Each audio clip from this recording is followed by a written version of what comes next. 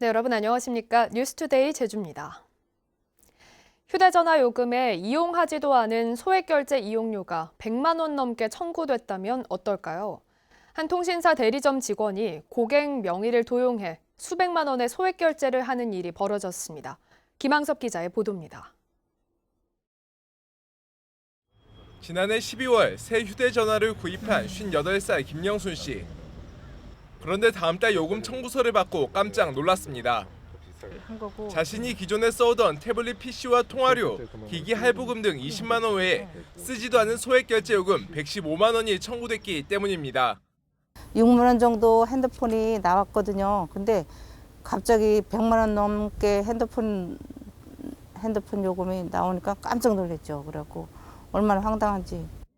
김 씨가 휴대폰 개통 업무를 맡았던 통신사 대리점 직원에게 문제를 제기하자 해당 직원은 개인적인 사정으로 소액 결제를 했다며 결제 금액을 입금해 주겠다고 했습니다. 하지만 여기서 끝나지 않았습니다.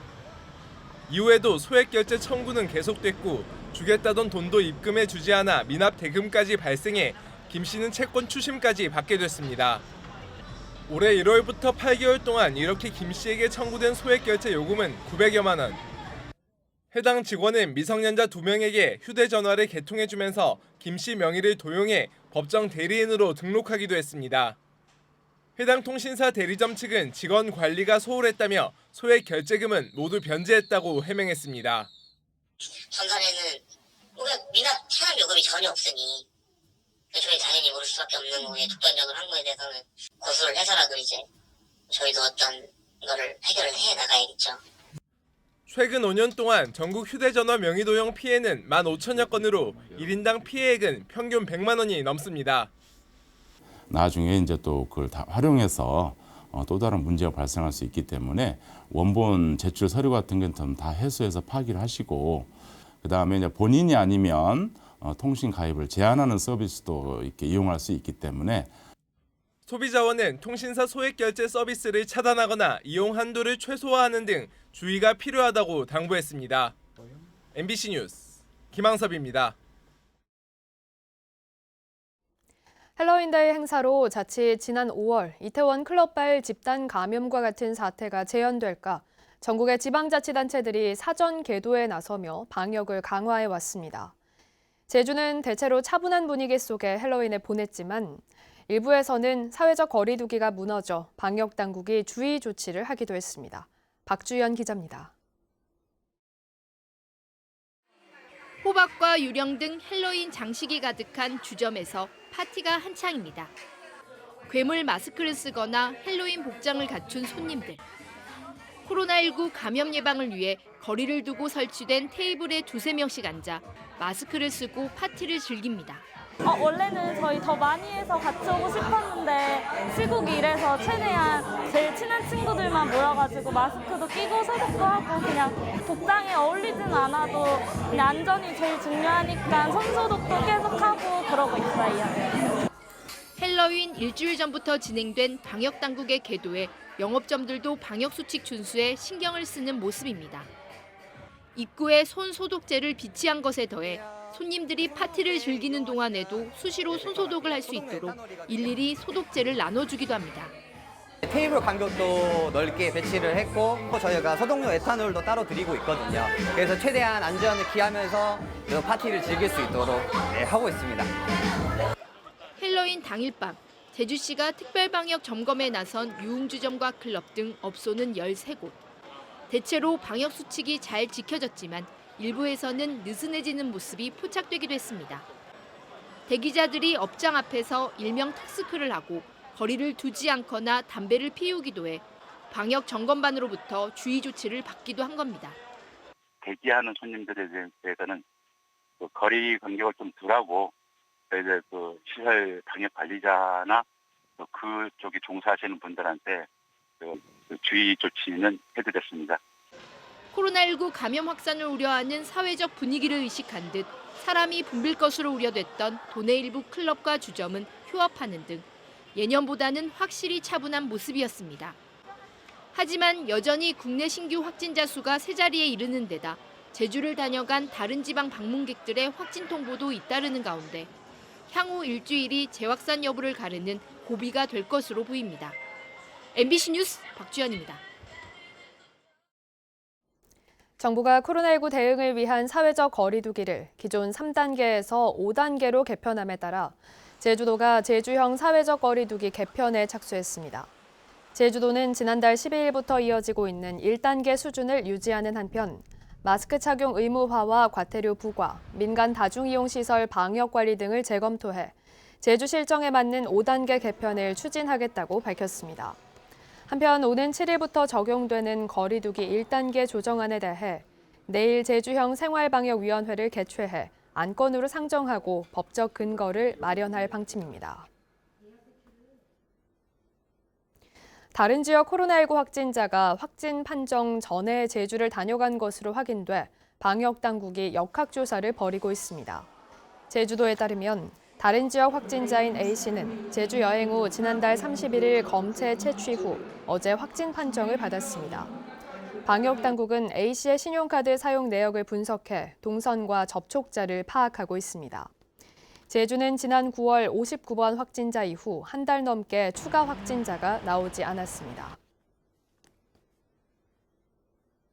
서귀포시 동지역 수돗물에서 유충이 발생한 지 2주 만에 전면 대체 급수 실시로 유충 없는 수돗물이 공급됐습니다.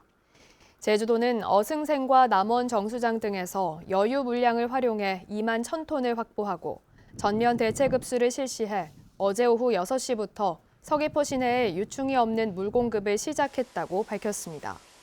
한편 지난달 27일에 구성된 민관합동 역학조사반을 통해 수돗물 유충 원인 규명과 유입 방지 대책 등을 마련하는 한편 이달 말까지 기존 시설을 보수할 계획입니다.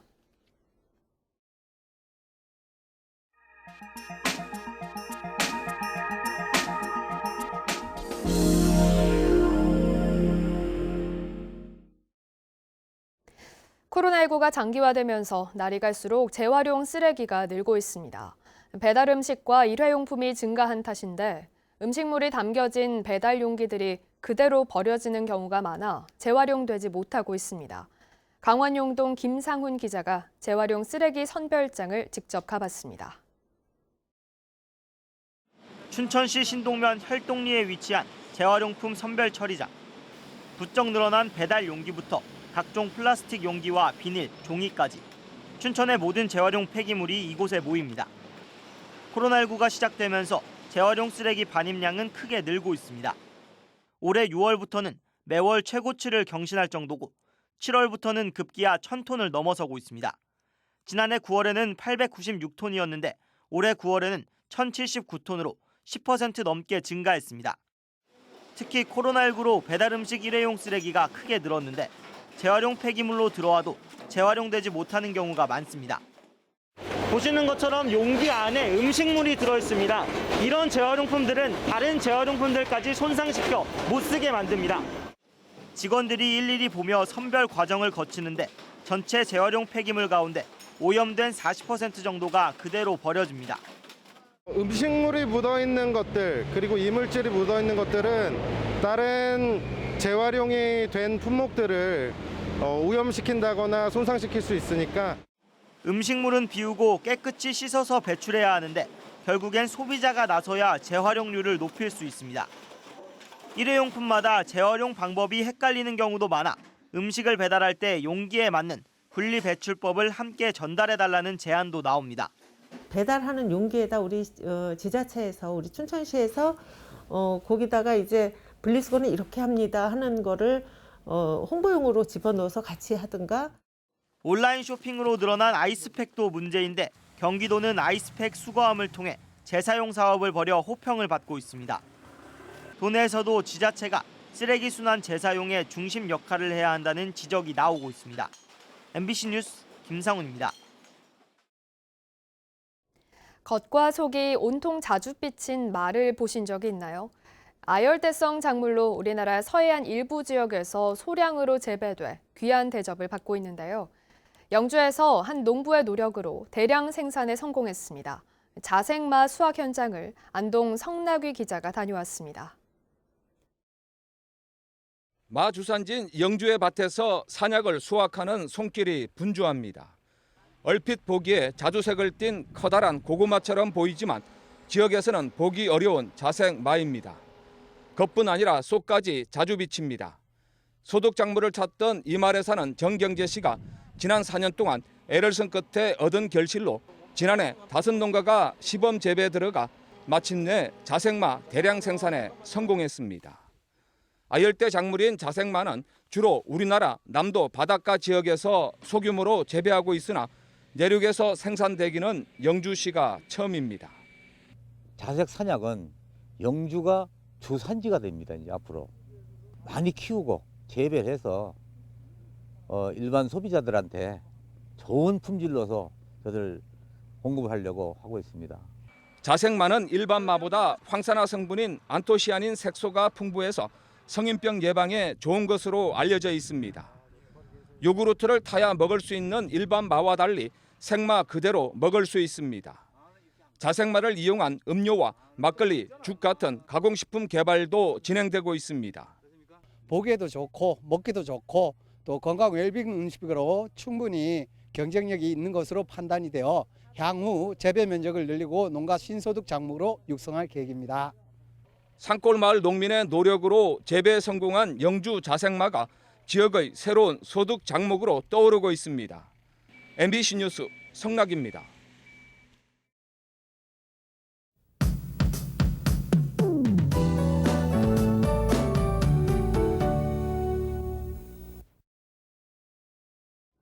한 주의 시작인 오늘 흐린 가운데 아침까지 약한 비나 빗방울이 떨어지는 곳이 있겠습니다. 오후부터는 점차 구름 많은 날씨를 보이겠고요. 기온은 예년 이맘때와 비슷할 것으로 전망됩니다.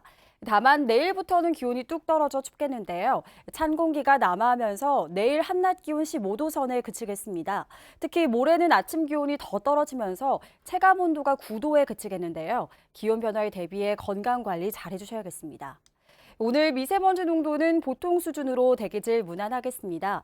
한편 내일 밤부터 모레 새벽 사이 북서부와 중산간 지역을 중심으로는 빗방울이 떨어지는 곳이 있겠고요. 기온이 뚝 떨어지면서 한라산 정상 부근에는 서리가 내리거나 얼음이 어는 곳이 있겠습니다. 안전사고에 주의하셔야겠습니다. 다음은 자세한 지역별 날씨입니다. 현재 기온은 북부와 서부가 16도, 남부와 동부가 15도를 보이고 있습니다. 낮 최고 기온은 남부 20도, 북부와 동부가 19도, 서부가 18도로 예상됩니다. 오늘 도서 지역은 점차 구름 많은 날씨를 보이겠고요. 현재 기온 15도 선에서 출발하고 있습니다. 해상에는 제주도 남쪽 먼바다에 풍랑 예비 특보가 발효 중인 가운데 바다의 물결이 1.5에서 2.5m로 높게 일겠습니다. 항해나 조업하는 선박은 주의하시기 바랍니다. 오늘 아침 제주공항에는 약한 비가 내리는 가운데 항공편은 정상 운항되고 있습니다.